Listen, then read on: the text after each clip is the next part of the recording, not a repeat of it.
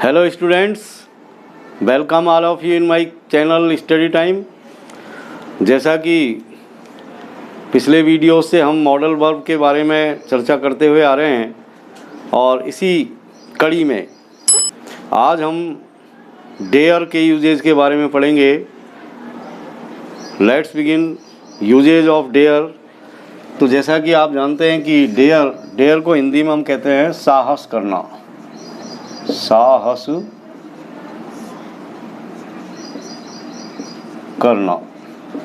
करना यानी किसी कार्य को करने का साहस।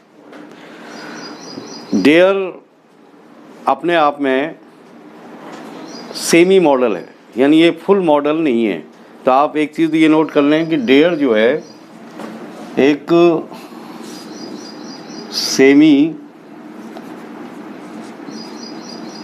सेमी मॉडल है और फुल मॉडल नहीं है। यानी हम इसका यूज यानी डेयर का यूज हम जो है मेन वर्ब के रूप में भी करते हैं और ऑक्सिलरी वर्ब के रूप में भी करते हैं। ऑक्सिलरी के अंदर ही मॉडल्स आते हैं, तो हम इस तरह इसको मॉडल के रूप में भी यूज़ करते हैं और मेन वर्ब के रूप में भी यूज़ करते हैं। तो मेन वर्ब के रूप में इसके यूजेस देखेंगे। जैसे मेन वर्ब के रूप में प्रेजेंट टेंस के वाक्यों में प्रेजेंट टेंस के जो सेंटेंस होते हैं उनके वाक्यों में हम किस तरीके से डेयर का यूज़ करें। तो जैसे ही डेयर्स टू गो देयर, जैसे ये कोई सेंटेंस है। जैसे ये एक और लीजिए, you dare to touch him, जैसे ये कोई सेंटेंस है, you dare to touch him. तो आप यहाँ पर देख रहे हैं कि ये मेन वर्ब के रूप में हमने डेयर का यूज़ किया है और प्रेजेंट टेंस के अंदर ये उन्हीं रूल्स को फॉलो कर रहा है यहाँ पर, यानी मेन वर्ब के रूप में यहाँ पर यूज़ हुआ है तो कर्ता के अनुसार अपनी फॉर्म यहाँ पर दिखा रहा है डेयर। यानी जैसा कि आप जानते हैं कि प्रेजेंट टेंस के अंदर, प्रेजेंट सिंपल टेंस के अंदर कर्ता के अनुसार क्रिया काम करती है। यदि कर्ता एक वचन है तो मेन वर्ब में हम एस या ई एस लगाते हैं और यदि कर्ता बहुवचन है तो एस या ई एस नहीं लगता। तो उन्हीं रूल्स को यहाँ पर ये फॉलो कर रहा है डेयर। जैसे कर्ता ही है, एक वचन है तो यहाँ पर एस लग गया ये, और यहाँ पर कर्ता यू है तो यहाँ पर एस नहीं लगा है, क्योंकि यहाँ पर ये डेयर मेन वर्ब के रूप में यूज हो रहा है।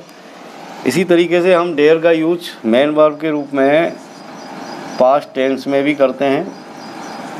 मेन वर्ब के रूप में पास्ट टेंस के अंदर, पास्ट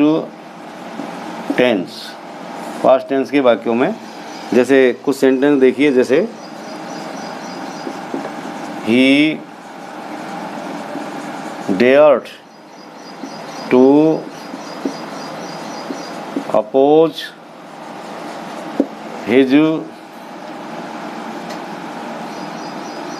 फादर, जैसे ये कोई सेंटेंस है।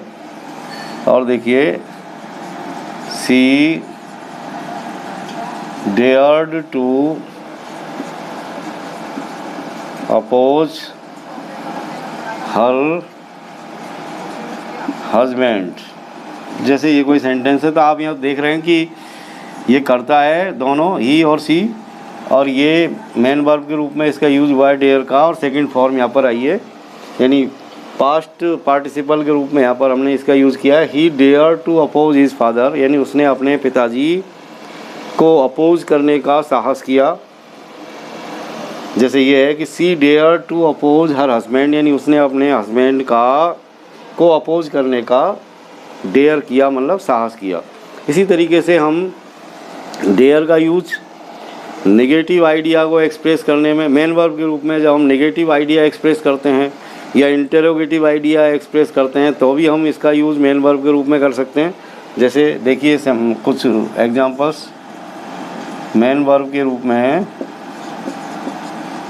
मेन वर्ब के रूप में यहाँ पर हम सिर्फ मेन वर्ब के यूजेज के बारे में बात कर रहे हैं। मेन वर्ब के रूप में नेगेटिव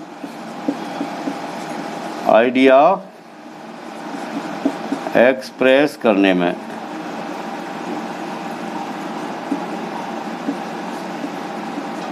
यानी जब हम कोई नेगेटिव आइडिया एक्सप्रेस करते हैं मेन वर्ब के रूप में तो भी हम डेयर का यूज़ करेंगे।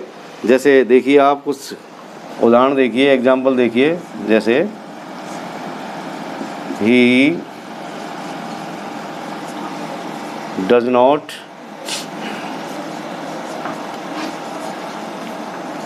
डेयर टू गो देयर, जैसे ये कोई सेंटेंस है। जैसे और देखिए सी, ये यू ले लेते हैं, you do not dare to oppose your teacher. तो यहाँ पर ये दोनों ही सेंटेंस निगेटिव में है, क्योंकि यहाँ पर डज नॉट और यहाँ पर डू नॉट आ रहा है। और जैसा कि आप देखते हैं कि जब भी हम नेगेटिव सेंटेंस बनाते हैं प्रेजेंट सिंपल टेंस के अंदर तो डू नॉट या डज नॉट का यूज़ करते हैं। कर्ता जब एक वचन होता है तो डज नॉट लगाते हैं, कर्ता जब बहुवचन होता है तो डू नॉट का यूज़ करते हैं। जैसे he does not dare to go there, यानी वह वहाँ जाने का साहस नहीं करता। You do not dare to oppose your teacher, तुम तुम्हारे टीचर को अपोज करने का साहस नहीं करते। यानी साहस की बात हम यहाँ पर कर रहे हैं और ये मेन वर्ब के रूप में हम इसके यूजेज देख रहे हैं। इसी तरीके से हम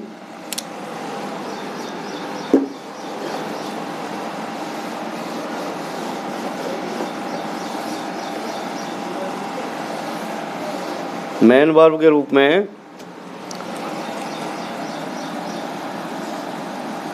मेन वर्ब के रूप में मेन वर्ब के रूप में इंटेरोगेटिव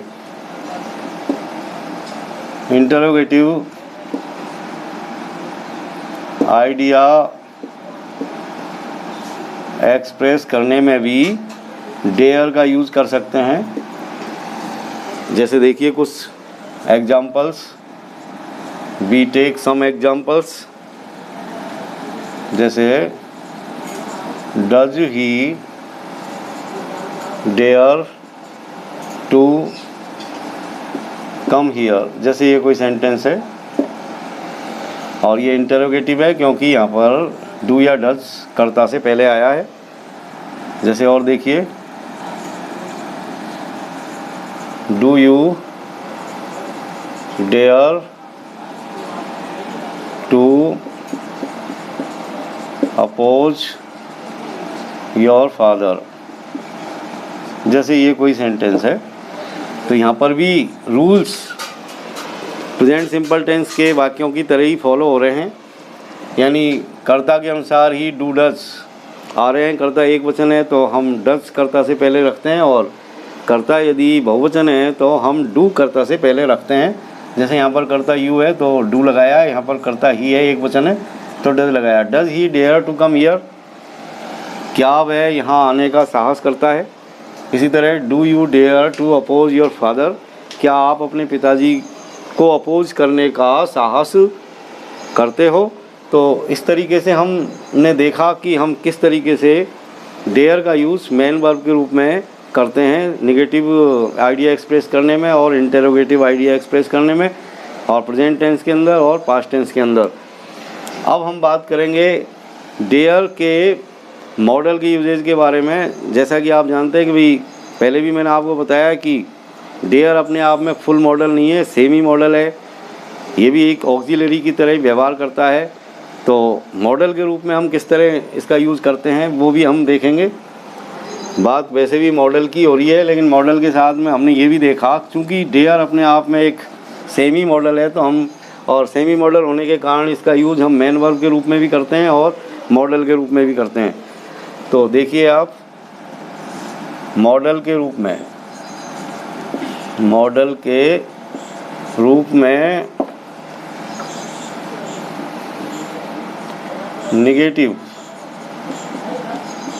नेगेटिव आइडिया एक्सप्रेस करने में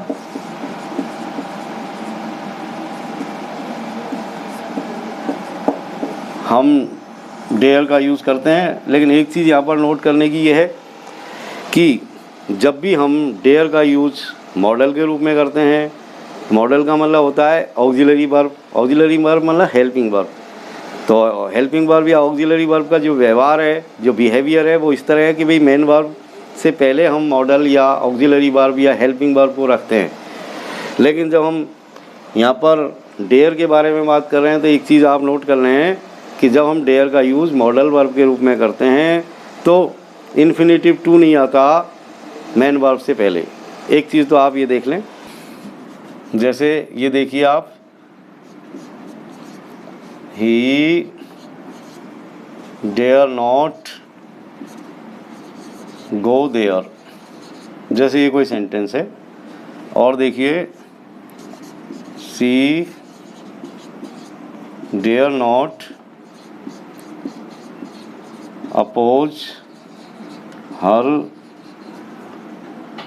हस्बैंड, जैसे ये कोई सेंटेंस है। तो आप यहाँ पर देख रहे हैं कि he dare not go there, she dare not oppose her husband.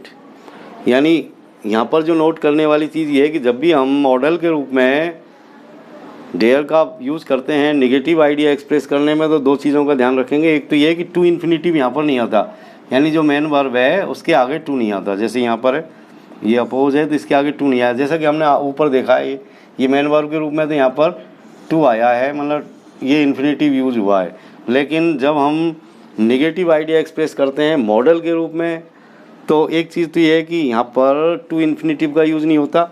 और एक चीज़ आप ये देख रहे हैं कि यहाँ पर ये डेयर प्लूरल फॉर्म के अंदर ही आया है, जबकि कर्ता एक वचन का है। जबकि आप यहाँ पर देख रहे हैं कि कर्ता जब एक वचन का होता है तो उसमें एस या एस लग जाते हैं, और इंटरोगेटिव बनाते हैं तो डू डज कर्ता से पहले, और नेगेटिव बनाते हैं तो डू नॉट या डज नॉट का हम यूज़ करते हैं। तो अब हम देखेंगे मॉडल के रूप में इंटरोगेटिव आइडिया को एक्सप्रेस करने में। मॉडल के रूप में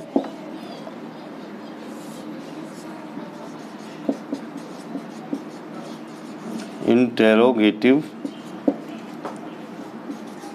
आइडिया एक्सप्रेस करने में, जब हम इंटरोगेटिव आइडिया एक्सप्रेस करते हैं मॉडल के रूप में, तो कुछ एग्जांपल्स देखिए आप। जैसे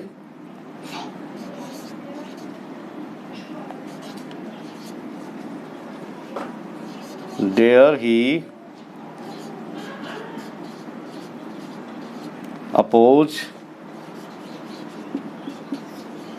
हिज टीचर। और देखिए example, how dare you touch me.